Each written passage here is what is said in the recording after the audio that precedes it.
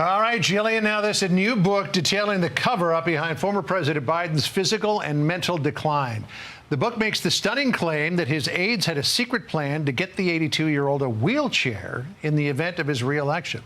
Fox News contributor Joe Concha joins us now. Here's an excerpt from the book as carried in Axios. It says, quote, Joe Biden's physical deterioration was so severe in 2023 and 2024 that advisors privately discussed the possibility he'd need to use a wheelchair if he won re-election. There's a lot more in the book, too, about the decline of Biden, which seemed very apparent to Fox News viewers. Yet the liberal media tied itself in knots in trying to either dismiss this or cover it up. But now we have two journalists who are bravely coming forward and revealing everything that, again, seemed pretty obvious to anybody who watched this channel.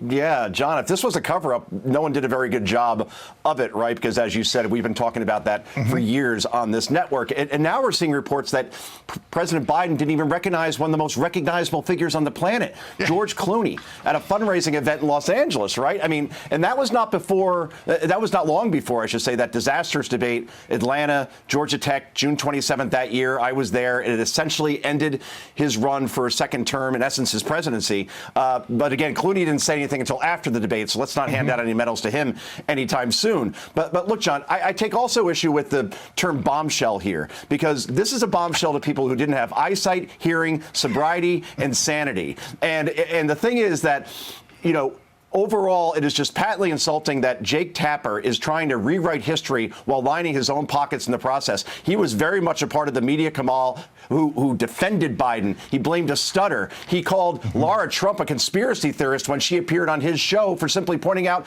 the obvious, that Joe Biden had no business being anywhere near the Oval Office years ago. But now that Joe Biden is expendable in the eyes of Democrats, and you know, the books are going to come, the leaks are going to come. It's all a CYA for everybody involved. I'm not calling brave here. I'm calling, you know what? Yeah. This is apparent, and now people are trying to profit off of it.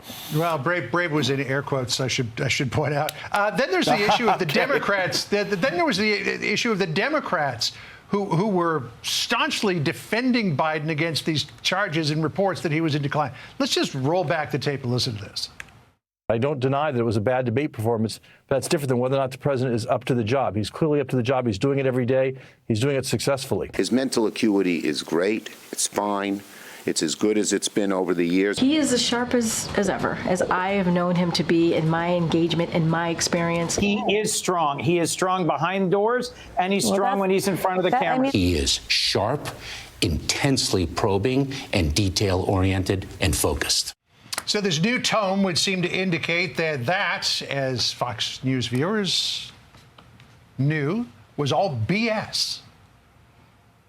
Yeah, and this is because, John, all those folks that you saw there, whether it be Mayorkas, whether it be Ron Klain, Karine Jean-Pierre, they wanted Joe Biden to stay in power, even if he had to be in a wheelchair for the next 5 years to do so they can stay in power. And they didn't even think about the good of the country, the national security implications, when you have a president whose brain turned to applesauce some time ago, and this is the person in charge of the nuclear codes who needed to be alert and awake and ready at any time, and they were willing to put the country at risk so they can stay where they were. It's a whole bowl of wrong. I'm glad it's all coming out now, but again, we've been talking about this for 6 years, John. So I just want to ask you real quick, Joe, because we're just about out of time here, but this issue with David Hogg, the vice chairman of the Democratic National Committee. Now the DNC is moving to nullify the results of the election that put him in as the vice chairman. The same Democratic Party that nullified the results of the 2024 primary and literally unceremoniously gave the duly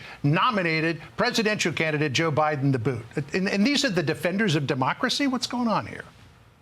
That's the thing. I'll be 20, 25 seconds here. Never again can any Democrat say with a straight face that they stand first and foremost for democracy. David Hogg was a horrible choice. Almost everybody would agree with that. But as you said, you install Kamala Harris Soviet style. Joe Biden, in essence, was installed in 2020 when everybody cleared the field. Hillary Clinton, DNC, WikiLeaks was shown to be the favorite of the DNC, where they're not supposed to play favorites, and they obviously dismissed Bernie Sanders. So, again, this is the party that talks about democracy dying in darkness a lot. Well, we're seeing a lot of deaths in broad daylight when it comes to saving democracy, and they simply cannot run on that anymore based on what they did here by removing David Hogg, again, by the party the people in power in the party instead of any voters or anybody else having a say like a democracy would allow.